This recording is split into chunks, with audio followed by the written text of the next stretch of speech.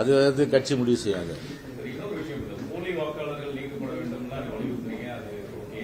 அந்த same time தமிழ்நாட்டில் வட இந்திய பிற மாநிலங்களைச் சேர்ந்தவர்கள் கிட்டத்தட்ட 1 கோடி பேர் இருக்கிறதா தகவலாம் வருது.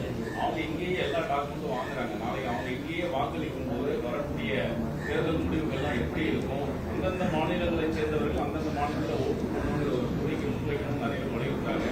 இந்த விவகாரங்களுடைய ஸ்ட்ராட்டஜி இல்லை. இப்போ ஒரு நிரந்தரமாக இங்கே குடியிருக்கிறவங்களுடைய வாக்கு உரிமை வந்து நம்ம பறிக்கக்கூடாது. அது முதல்ல வந்து தெரிஞ்சுக்கணும் விஷயம். நீங்கள் வந்து அப்படி வந்து ஒரு எலெக்ஷன் நம்ம ஒரு பிஎல்ஓ வந்து அந்த மாதிரி சேர்த்தா அதே பூத்தில் வந்து இவர் இருக்கார்ல, யார் டிஎம்கே சார்பில் வந்து பிஎல்ஏ 2 இருக்கார்ல, அவர் என்ன பண்ணுறாரு? அவர் என்ன பண்ணுறாரு? அவர் அப்ஜெக்ட் பண்ணிட்டு அவரை அதிமுக இந்த விவகாரத்தில் நிலைப்பாடு என்ன கேட்கிறேன். வெளிமாநிலங்களை சேர்ந்தவர்கள் இங்கே ஆதார் கார்டு வாங்கி இங்கே ஓட்டுரிமை வாங்கும் போது அதை நீங்க ஆதரிக்கிறீங்களா? இல்லைங்க, எலெக்ஷன் கமிஷன் தெளிவாக கொடுத்துருக்குங்க. இங்கே நிரந்தரமாக குடியிருக்கணும். இங்கே நிரந்தரமாக குடியிருக்கும் பட்சத்தில் இல்லை அது எலெக்ஷன் கமிஷன் சொல்லலாம். ஆதாரம் ஒரு அடையாளமாக வச்சுக்க முடியாது சொல்லிட்டாங்க. போதுமா? எலெக்ஷன் சொல்லிடுச்சு இல்லை, அவங்க கொடுத்த அவங்க ப்ரெசன்டேஷனில் சொல்லிட்டாங்க. ஆதாரம் வந்து ஒரு இதாக பார்க்க முடியாது. சில டாக்குமெண்ட்ஸ் இருக்கும், அதை நாங்கள் வந்து வெரிஃபை பண்ணிட்டு வந்துட்டோம். நான் எது எப்படி இருந்தாலும் சிம்பிள். ரொம்ப பிஎல்ஓ மட்டுமே கொடுக்குற லிஸ்ட்டை அது வந்து ஆக்சுவலாக வந்து அவங்க அக்செப்ட் பண்ணுறது கிடையாது. அது நம்ம அப்ஜெக்ஷன் பண்ணலாம். ஒவ்வொரு பார்ட்டிக்கு வந்து பிஎல்ஏ 2 கொடுக்கும்போது அவங்க என்ன செய்கிறாங்க? அவங்க தானே இதை பார்க்கணும். அதை அது மாதிரி இப்போ உதாரணத்துக்கு சங்கர் நீங்கள் இருக்கிறீங்க, உங்கள் ஓட்டை வந்து பார்த்தீங்கன்னா வந்து பிஎல்ஓ வராரு, வந்துட்டு அவர் வந்து அவர் வந்து வேண்டுமெனே இவர் வந்து அதிமுக ஓட்டு போடுறாரு அப்படின்னு சொல்லிட்டு நீக்கினாக்கா நீங்கள் வந்து என்ன பண்ணீங்க? எங்கள் ஆளுங்க சும்மா இருப்பாங்களா? உடனே என்ன பண்ணுவாங்க? ஒரு அப்ஜெக்ஷன் ஃபார்ம் கொடுப்பாங்க உங்ககிட்ட கையெழுத்து வாங்கி. இந்த மாதிரி வந்து நான் இருக்கிறேன், வேணுமெனே என் ஓட்டை வந்து பிஎல்ஓ நீக்கிட்டு போயிட்டாரு டிஎம்கே பேச்சு கேட்டு. அப்போ எங்கள் பிஎல்ஏ 2 ரோல் வந்து எடுபடுது. அப்படி தான் ஒவ்வொரு பார்ட்டிலையும் பிஎல்ஏ 2 வந்து தங்களுடைய கடமை ஆற்றும்போது பிரச்சனை இல்லை. ஒரு எலெக்ஷன் கமிஷன் ஒரு சூமோட்டாக வந்து யாரையும் நாங்கள் கேட்க மாட்டோம், நாங்கள் பாட்டு வருவோம், நாங்கள் பாட்டு அப்ளிகேஷன் கொடுப்போம், அதை ஃபில்அப் பண்ணி கொடுக்கணும், அதுதான் லிஸ்ட்டில் வரேன்னு சொல்லி அது பிஎல்ஏ 2வும் கூட போகணும். அவங்களும் வந்து பிஎல்ஓக்கு ஒத்துழைப்பு கொடுக்கணும். ஸோ அந்த மாதிரி தான் வந்து ஒரு சிஸ்டத்தை வந்து அவங்க வந்து டெவலப் பண்ணியிருக்காங்க.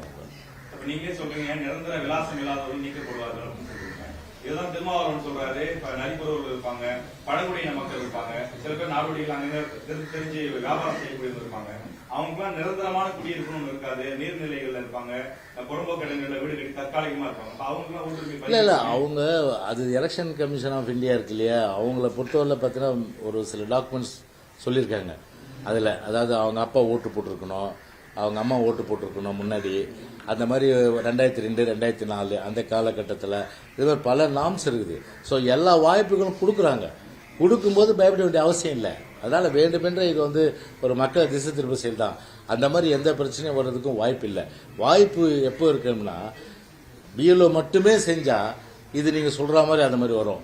நாங்கள் வந்து அப்பீல் கிடையாதுங்க, பிஎல்ஓ கொடுக்குறது மட்டும்தாங்க வாங்கிடுவோம், அதனால் வாங்கி நாங்கள் வந்து லிஸ்ட்டை வந்து டிராஃப்ட் வந்து எலக்ட்ரல் ரோலை வந்து நாங்கள் பப்ளிஷ் பண்ணுறோன்ட்டு சொல்லலாம். ஆனால் அது வந்து ஆக்சுவலாக வந்து பண்ண முடியாது. ஒரு டிராஃப்ட் ரோல் அது அந்த டிராஃப்ட் ரோலை பார்த்துட்டு கூட நீங்கள் அப்பீல் போகலாம். நீங்கள் அப்பீல் போய் நீங்கள் வந்து பார்த்தீங்கன்னா வந்து உங்களுடைய உரிமை நீங்கள் நிலைநாட்டிக்கலாம். வாய்ப்புகள் நிறைய கொடுக்கும்போது அதில் எப்படி போய் வந்து ஒரு எலெக்ஷன் நிமிஷம் தவறு பண்ண நீங்கள் வாய்ப்பு இல்லை. பாஜகவினுடைய முன்னாள் தலைவர் அண்ணாமலை பேட்டி தராரு. இன்னும் என்ன அதிமுகவினுடைய நிர்வாகிகள் தலைவர்கள் என்ன திட்டிகிட்டே இருக்கிறாங்க.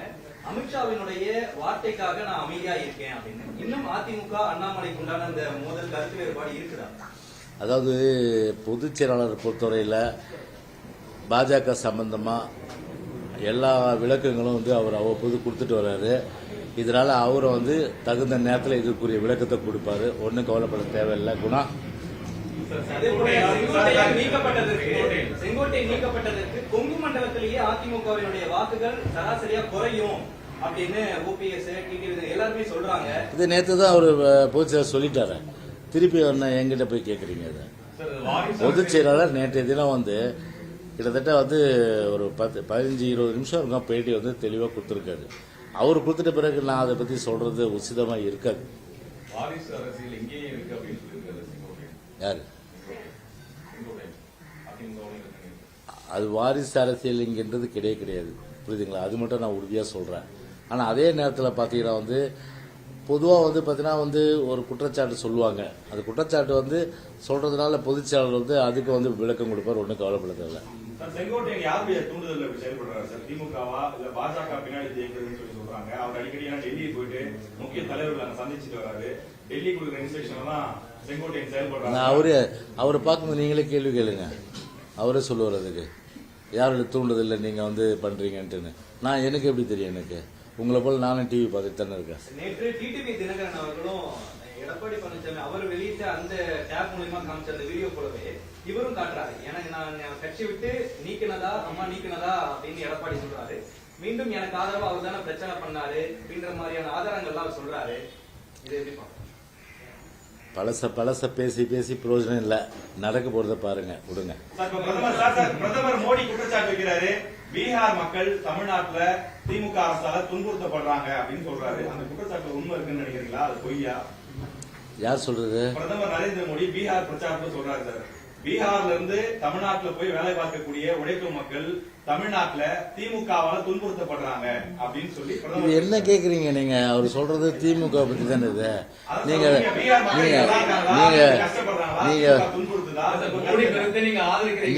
நீங்க நீங்க இல்ல, நீங்க அவருக்கு இவரு ஸ்டாலினை பார்க்கும்போது கேட்கணும். நீங்க அது என்ன கேக்குறீங்களா நீங்க? நான் இது இல்ல, நீங்க வந்து அவர் எங்களை வந்து சொல்லியிருந்தாருன்னா ஏடிஎம்கே துன்புறுத்த சொல்லலாம், நான் சொல்லலாம். இல்ல நீங்க சொல்லலாம். அது வந்து திமுக சம்பந்தப்பட்டு தானே சொல்றாரு அவரு. அப்ப ஆர்எஸ் பாதிட்டு கேளுங்க, இல்லைன்னா அவரு இப்ப ஸ்டாலின் வரும்போது அவர்கிட்ட கேளுங்க. 2 பேருமே பதில் சொல்லிட்டோம். என்ன கேட்குறீங்க?